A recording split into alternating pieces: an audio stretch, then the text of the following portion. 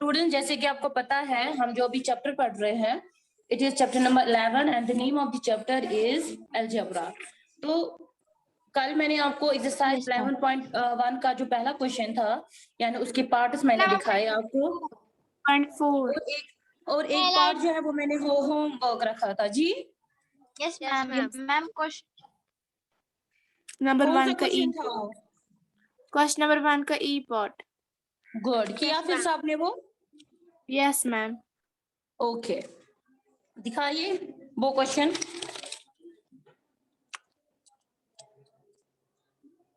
दिखाइए सारे बच्चे।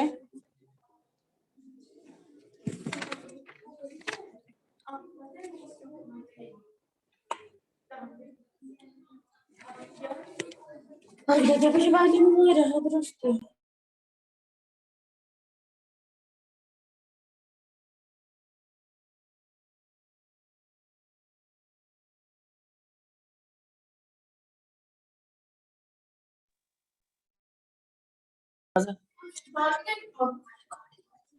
जी स्टूडेंट दिखाइए काम। Very good. सोफिया, अरवा, मेहराब, आप दिखाइए। मैम हम करे भी रुबन ने दिखाया। हाँ हाँ, मलिया फारूक आप दिखाइए, आपने कल भी होमवर्क नहीं दिखाई मुझे। Yes ma'am. मैम मुझे वो वाली होमवर्क भी दिखानी है ना।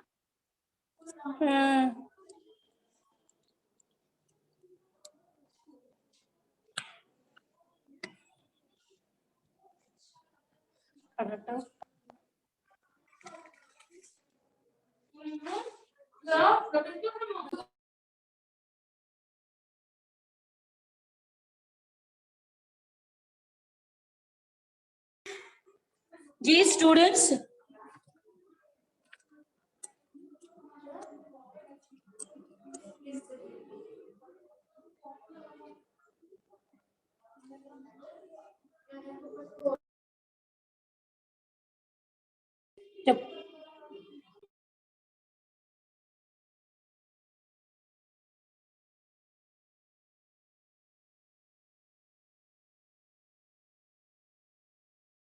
आवाज आ रही है सबको मेरी? Am I Audible?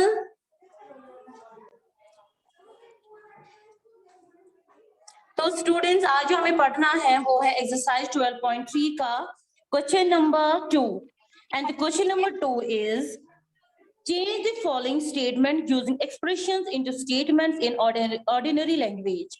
हमें कुछ स्टेटमेंट्स दिए गए हैं, उनको हमें चेंज करना है into statements में, लेकिन एक्सप्रेशंस हमें यूज करना है। ओके, इन ऑर्डिनरी लैंग्वेज में। For example, give Salim scores R run in a cricket match. Example दी गई है कि कैसे हमें स्टेटमेंट्स को जो एक्सप्रेशन में उनको यूज करना है। ठीक है, तो Nalin scores are plus 5 15 runs in ordinary language, यानी इसको हम कैसे ऑर्डिनरी लैंग्वेज में यूज कर सकते हैं? Nalin scores 50 runs more than Salim. कह रहे हैं नलिन ने 15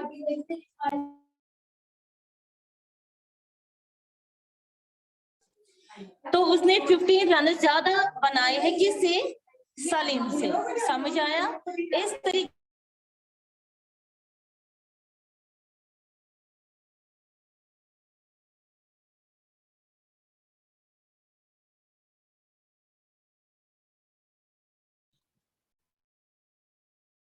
मैं आपने म्यूट किया।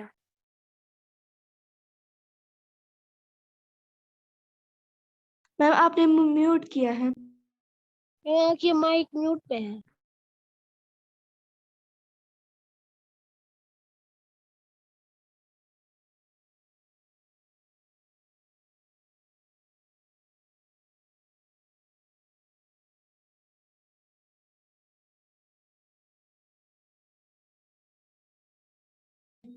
ओके, तो यहाँ पर हमें कुछ पार्ट्स दिए गए हैं, स्टेटमेंट्स दिए गए हैं, इनको हमें एक्सप्रेशंस में यूज करना है। किसमें? इन ऑर्डिनरी लैंग्वेज में।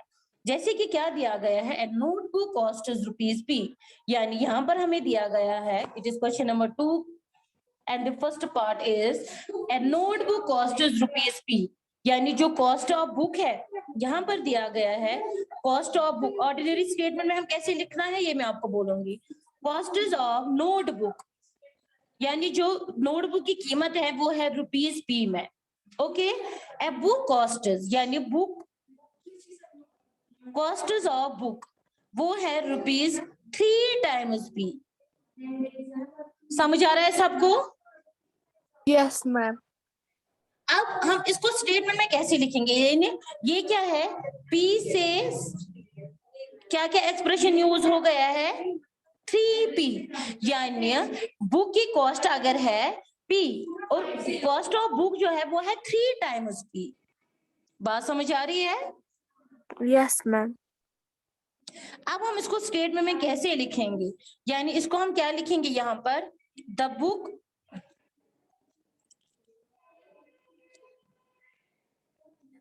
the cost of book 3 times the cost of notebook। बात समझ आ रही है कि नहीं? Yes ma'am. हमें लिखना है। हाँ, ये आपको स्टेटमेंट लिखना है अपनी फेयर नोटबुक पे। Okay.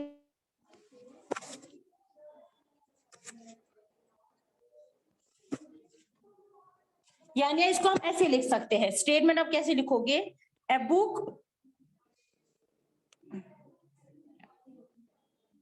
costs 3 times the cost of notebook। Clear?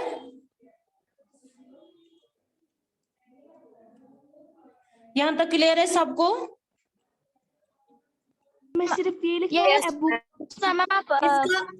इसको आपको क्या करना है, मैम मैंने नहीं लिखा अभी। आप लिखिए आराम से, मैं दिखाऊंगी। A book cost 3 times the cost of notebook. Ma'am आपने उस पर रखी है ना मैथ बुक मैम, जो इसके ऊपर आपको ये खाली लिखना है, ये वाला आपको खाली लिखना है। Okay ma'am.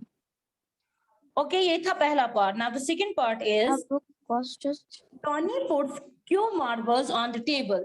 कह रहे हैं टॉनी ने टेबल पे मार्बल्स रखे। क्या होते हैं मार्बल्स?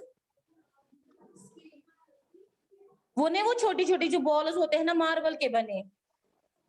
Yes ma'am. यस। तो टॉनी ने क्या रखे, क्यों मार्बल्स टेबल पे रखे। ठीक है, he has 8 क्यों marbles in his box. Table पे उसने क्यों मार्बल्स रखे, लेकिन जो टोटल बॉक्स में मार्बल्स है वो है 8 क्यों, यानी इसका क्या है, क्यों एंड 8 क्यों। अब स्टेटमेंट हम इसको क्या लिखेंगे, यानी टॉनी पुट्स क्यों marbles on the table, he has 8 क्यों मार्बल्स इन द बॉक्स, यानी 8 times, आप देखिए मैं क्या लिख रही हूँ, 8 times the number of marble on the table, 8 times the number of marbles on the table। समझ आ रही है बात? Yes ma'am. Yes ma'am. Yes ma'am.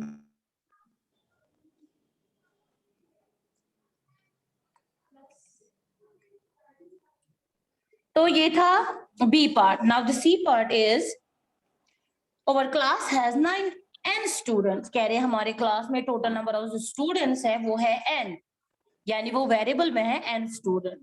The school has 20 n students. कह रहे हैं पूरे स्कूल में जो बच्चे हैं वो है 20 n स्टूडेंट्स। इस स्टेटमेंट को हम कैसे लिखेंगे, एक तो है n वेरिएबल और है हमारी पास दूसरा 20n, यानी इसको हम ऑर्डिनरी लैंग्वेज में कैसे लिख सकते हैं, total number of students in school are 20 times that of students in our school। यानी क्या लिखोगे, total students in school are 20 times that of students in our school.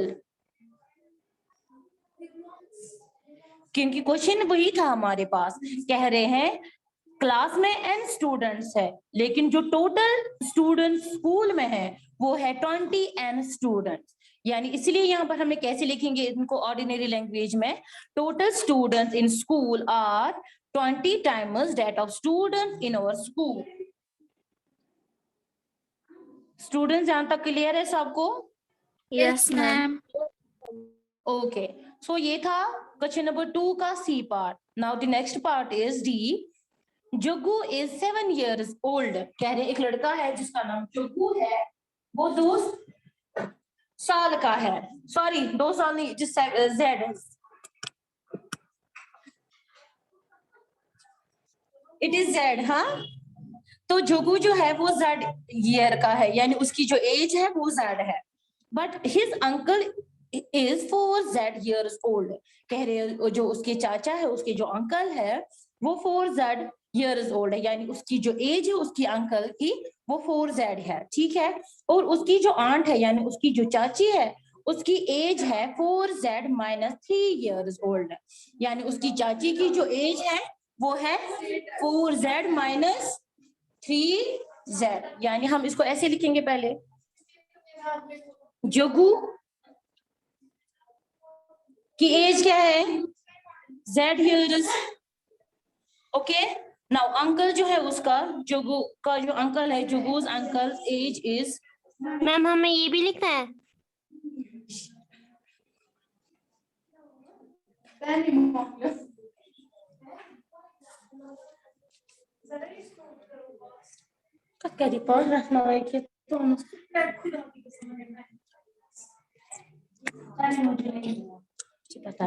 तो जग्गू की जो एज है, Jaggu's age is equal to z years। Jaggu's uncle age is, क्या है उसकी age, 4z। Now Jaggu's aunt is, क्या है वो, 4z - 3 years।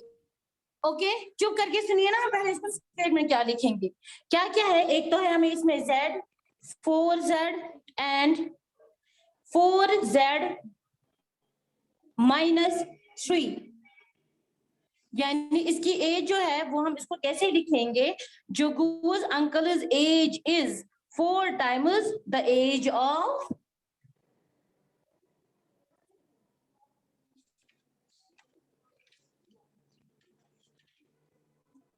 पहले हम देखेंगे जग्गू और उसकी अंकल की एज, यानी वो हम कैसे लिखेंगे इसको यहाँ पे, जग्गू's uncle's age is 4 times the age of, yes students, किसी को कोई कंफ्यूजन है? No ma'am. Jaggu's uncle age is 4 times the age of Jaggu, लेकिन अब जो जग्गू की आंट है उसकी एज क्या है, 4z - 3, यानी उसको हम कैसे स्टेटमेंट में लिखेंगे, his aunt is 3 years, यानी उसकी जो चाची है वो 3 years younger than है, किससे, than his uncle। क्योंकि 4z जो है वो जग्गू के अंकल की एज है, लेकिन उसकी आंट जो है वो है 4z - 3, यानी उसकी जो चाची है उसकी एज है 3 साल कम, किससे, उसके अंकल से। समझ आया? Yes ma'am. इस तरीके से आपको इसको स्टेटमेंट लिखना है, ऐसे ऑर्डिनरी लैंग्वेज में। Clear? Yes ma'am. Any confusion? No ma'am. Okay, now the E part is, in an arrangement of dots there are R rows, each row contains 5 dots। कह रहे हैं एक लाइन जैसे है कि फॉर एग्जाम्पल, मैं आपको एग्जाम्पल की हेल्प से समझाऊंगी। एक लाइन है हमारे पास, एक रो में कितने डॉट्स है, 5। जैसे मैं यहाँ पर ये वो रहा है, ईच रो कंटेन 5, यानी 1 2 3 4 5। ओके, देयर आर rows, यानी Yes, रोज ma'am. हमें पता नहीं है, लेकिन एक रो में कितने डॉट्स है? 5. 5। Five. यानी 5 इंटू हम क्या करेंगे, नंबर ऑफ रोज कितने हैं, और समझ आ रहा है कि नहीं? Yes, ma'am. तो यहाँ पर क्या आ जाएगा, Yes, ma'am. 5 और और यानी टोटल नंबर ऑफ डॉट्स और 5 times the number of rose. Okay, यानी टोटल नंबर ऑफ डॉट्स और 5 times the number of rose. Clear? आप फिर से दिखाइए। मैं दिखाऊंगी फिर से, कोई बात नहीं बेटा।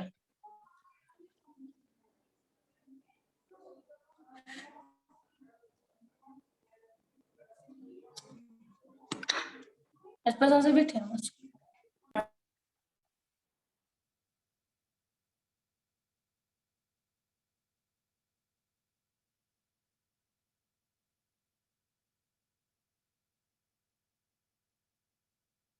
मैम लिखा तो ये था क्वेश्चन नंबर 3, क्वेश्चन नंबर 2 का A part, B part, C, D and E. Now the question number 3 is given Manoj age to be x year. कह रहे हैं जो मनु की एज है वो है x year. Can you guess what x minus 2 may show? कह रहे हैं क्या आप गेस कर सकते हो कि x माइनस 2 क्या दिखा रहा है हमें? Hint, think of Manoj younger brother. अब सोचो जो मनु के जो छोटे भाई है, can you guess what x plus 4 may show, what 3x plus 7 में शो? कह रहे हैं हिंट इसमें हमें क्यों है, जो x माइनस 2 है वो मोनू का छोटा भाई है, यानी अगर मोनू की एज x है, उसका छोटा भाई उससे 2 साल छोटा है, तो x माइनस 2। इसी तरीके से हमें गैस करना है x प्लस 4 क्या दिखाता है एंड 3x प्लस 7 हमें क्या शो करता है। क्वेश्चन समझ आया? Yes, ma'am. Yes, ma'am. Ma'am. Okay, तो कैसे लिखेंगे पहले मैं दिखाऊंगी आपको ये क्वेश्चन, बाकी आप क्वेश्चन नंबर 2 का जो है A part, sorry it is question number 3। सबसे पहले क्या है, Manoj age is x years। Okay, now his younger brother, ये बोल रहा है मनु का जो छोटा भाई है वो है उससे 2 साल छोटा, यानी क्या लिखेंगे इसको, हिज यंगर ब्रदर मतलब क्या होता है, छोटा भाई, is 2 years less than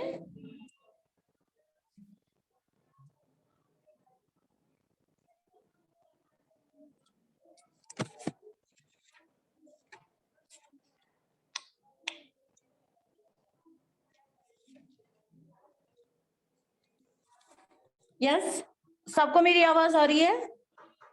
yes ma'am. Yes, ma'am. यानी उसका जो छोटा भाई है वो उससे 2 साल छोटा है, 2 years less than his age। Okay, तो पहला इसमें ये आ जाएगा। सेकेंड, x प्लस 4 मतलब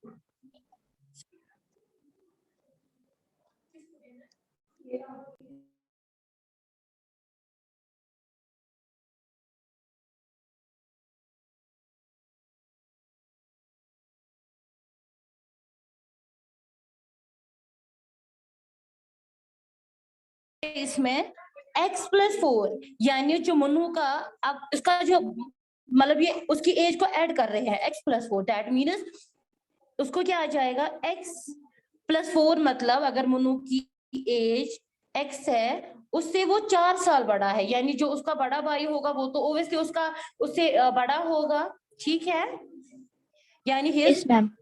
एल्डर ब्रदर, एल्डर मतलब बड़ा भाई, is 4 years more than what, more than his age। now third is what 3x plus 7, 3x plus 7 show क्या कर रहा है, अब देखिए x minus 2 ये शो कर रहा है, यानी वो उससे 2 साल छोटा है, उसके बाद x+4 हमें ये शो कर रहा है। Now third one is 3x+7 क्या शो कर रहा होगा, यानी 3x जो है 3 टाइम्स मनु की एज और उससे 7 साल बड़ा, यानी वो कौन होगा? Yes, his father is 7 more than what? More than 3 times his age, यानी 3x+7। अगर मनु की एज, एग्जाम्पल में लूंगी, मैंने क्यों लिखा यहाँ पर, अगर मनु की एज फॉर एग्जाम्पल 10 years है, ठीक है, 10 3 30, नाउ 30+7 is 37, तो उसके जो फादर की एज होगी वो होगी 37। इसीलिए 3x+7 हमें क्या शो कर रहा होगा, यानी जो उसके फादर है वो उससे 7 साल 7 years ज्यादा है और 3 टाइम्स उनकी एज से। क्लियर? Yes ma'am. तो ये है इनका स्टेटमेंट ए पार्ट का। यहां से आपको लिखना है 1 2 3। कहाँ से लिखना है? सबने उतारा? Yes ma'am. जी ओके। नाउ इस क्वेश्चन नंबर का जी बताइए। मैम हमें कहाँ से उतारना है ये? यहां से, जहां से मैं लिख रही हूँ, ये x-2 ये है, ये मैंने बोला था ये क्या है ऊपर से, ठीक है। Any confusion? No ma'am. Ma'am ma'am एक मिनट, मैंने नहीं उतारा। मैम मुझे दिखाना है ना काम। यस आज का काम उतारा सबने? Yes ma'am. आज आप चुप करके सुनिए। क्वेश्चन नंबर 3 का जो बी पार्ट और सी पार्ट है ना, ये आपके लिए होम टास्क है। ये क्वेश्चन आप खुद करेंगे और इंशाल्लाह मंडे के दिन मैं ये चेक करूंगी, ठीक है? Okay ma'am. Okay ma'am. Ma'am मेरा काम चेक कीजिए। मैम आपने मुझे बोला था ना कल। दिखाइए।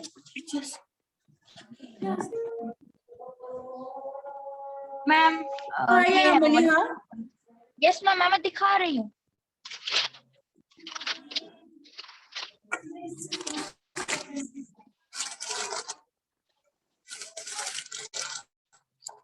Very good. दिखाया।